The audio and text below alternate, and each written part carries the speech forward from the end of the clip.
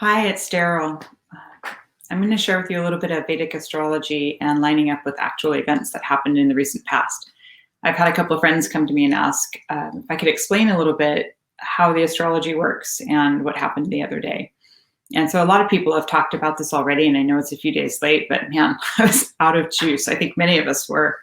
It was an interesting time, and I really don't like to get political, and I think everyone's entitled to their own thought process and their ideas and their opinions. But what I really want to lean into is how astrology works, how each of the planets are indicators for energies, and it shows here in the chart this bit. And I'm just going to give you what I know. I mean, there's so much more, and it's so layered and so detailed that I don't want to freak anybody out or go into major terms that will confuse people. But I can at least point to you what I've seen. And I'm just going to share my screen, and I'll talk to you a little bit about, whoops, let me do this first. I'll share my screen. And there we go. Here it is. Okay, so all you really need to look at is over here. And what this shows is at the moment that the storming happened, the ascendant was coming into Aries, and this is the beginning cycle of all things. The zodiac ranges from the beginning and goes all the way around through to Pisces, and there's an evolutionary process in all of that and how we develop and grow. But if you think of it like that, giving birth to something, that's just really giving birth to something, so like this extreme aggression. You can see Mars has just come in here, and Mars owns this area. So this is its own house rulership, right? So Mars in its lower form screams, frustration and anger and aggression and war, and is really like this child having a tantrum. And we saw that happening in a deeper way, sadly. And if you route all the way around through to where the 10th house is, so in the moment that this is happening in the capital, the 10th house is the indicator for careers, structure, our bigger groups, our ability to get things concrete, right? So Jupiter, Saturn, and Mercury are all in this area. Jupiter is debilitated here. And if you were to think of Jupiter as not feeling very hopeful or expressing its highest dignity, that's what's happening here. Saturn does well here. This is his own house rulership, and it's doing okay. At the moment, Mercury is not in best form. So the actions and the expressions coming from those that are our authority figures and those that are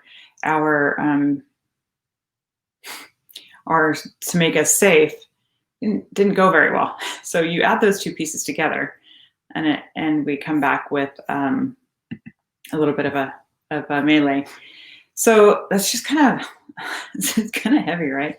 What I'm thinking about is, as a collective, we've already been through the ringer, and there's a lot happening still, and we are just like, what the heck? 2021, please, oh my gosh, like, can we do it? Yes, we can do it. Yes, it's going to get different. Yes, it's going to get better. And one small piece of advice that I'd like to offer is that, like, just short time it. We don't have to think about making it all the way through 2021. We just need to think about the next indicated step and moving forward into the next phase. For that, I actually wanted to show you as well. Let's go back over here. I'm going to share my screen one more time. I'm going to look at what we're sharing is coming up in a few days, January 13th, actually. And the reason I'm pointing this out is because we've got a lot of intensity in this particular area. And like I said, in Capricorn, this is where we have to really understand that we're working through our fears in life, where we personally are making our way through letting go of that. You remember the mentality when we first all started to get I say we all, when toilet paper started coming off the racks and people were freaking out and there were no cleaning supplies anywhere. It was just a little bit much. I'm not saying that we're all going to do this, but this is one of those feelings that we feel like in an earth sign, we just really want to have our things around us to make us feel safe. And frankly, it's really meant for us to grow and expand and learn how it's not the things that are going to make us safe, but it's how we are with people. And each of these particular planets, Mercury, Moon, Jupiter, Saturn, Sun, all support different areas in our lives. And just so you know, this is the South Indian chart, and this is based on the ascendant in the moment that I'm casting this chart. It really depends where this energy is for you. You have to understand where your ascendant is, where your lagna is. My lagna is in Virgo, so this makes it my 5th house. See, 1, 2, 3, 4, 5. So for me, this is about creativity and about children and about the things that I really am passionate about and the things that I love. And so this will give me the ability to learn through the processes of offering or making available the things that I love, like Vedic astrology. I mentioned that I'm doing a free, not a podcast, but a webinar on the 23rd. This is part of me working towards sharing this. And for you, it's really dependent on where this is for you. But as a collective, this is in Capricorn for us. And this is really where we have to get connected with the divine and make sure that we're not being stingy and overbearing and too serious in these particular areas. And you'll see that Mars is still in this placement and will be there for a little while. So the tendency for arguing, short tempers, and flaring up is there. It also can be used to its highest expression, which was really, it can be this action planet, right? We can get things done if we move forward, if we step forward into taking the energy that's gifted to us instead of taking ourselves out of the focus, we can then move forward and grow a little bit. But anyways, I just wanted to give you a quick update on that while I have the screen open. Inauguration. I'm not going to talk a lot about that because it's, again, super, super complex, but I will say this. If it kicks off at noon and Biden is inaugurated in that moment, his mind is the moon. This inauguration's the mind of the inauguration, because you can do it for an event, right? And Mars is just now still in the same placement, and this would be the ascendant, and Barney is this placement of just extreme taking off straight out of the gates.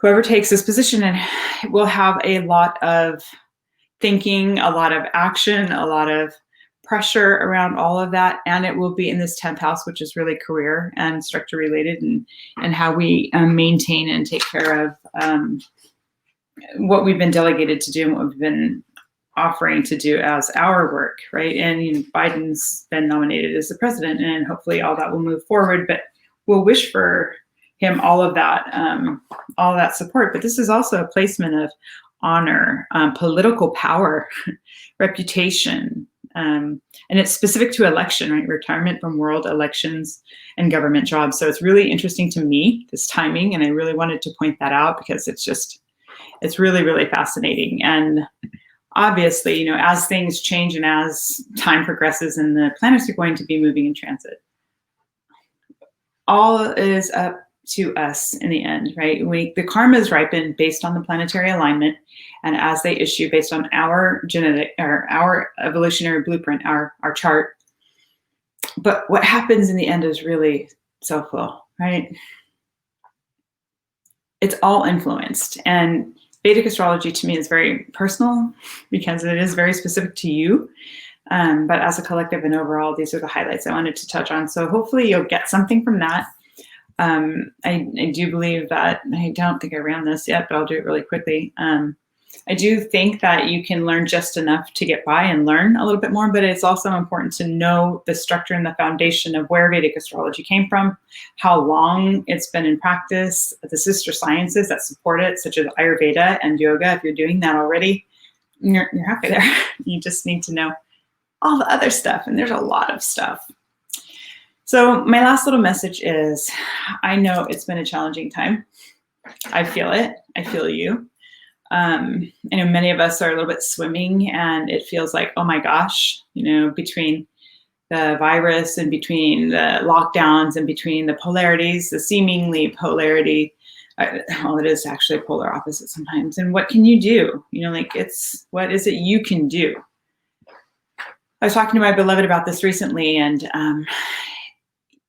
you can't do everything for everybody, but you can do something for one person. And it has to begin with you, of course. But when you can then take care of yourself and put the oxygen mask on, you can step forward and help those around you. And I believe, I know for sure, I see it in my chart, why I'm here is to help other people. And for you, it depends on your chart and why you're here. But you can help one person at a time, and that really does ripple out and make a difference. So hang in there. Reach out to me if you want to have a reading and you want to understand your chart. I'll do some more updates here coming up in the future, but mostly I just wanted to say thank you so much for being present. Hold on, hang in there. It's all going to be okay in the end. And if it's not okay, it's not the end. So there you go.